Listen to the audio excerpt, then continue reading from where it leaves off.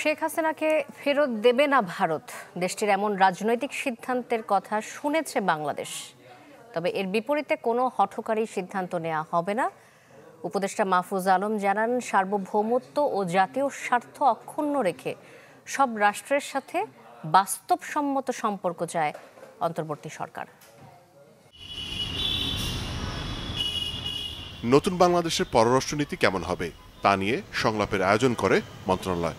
পররাষ্ট্র সচিবের সঞ্চালনায় যোগ দেন দুই উপদেষ্টা নাহিদ ইসলাম ও মাহফুজ আলম। পরে সংলাপের বিষয়ে সাংবাদিকদের ব্রিফ করেন পররাষ্ট্র সচিব। আমরা পররাষ্ট্রনীতি সংলাপ বলে একটা সিরিজ চালু করেছি, তার আজকের প্রথম অনুষ্ঠানটা ছিল এবং মাননীয় উপদেষ্টা আপনাদের অনেকগুলো কৌতূহলের উত্তর দিয়েছেন। সাংবাদিকদের প্রশ্নের জবাবে উপদেষ্টা মাহফুজ আলম বলেন, সরকার বদলালেও যেন পররাষ্ট্রনীতি না বদলায় সেটাই মূল উদ্দেশ্য।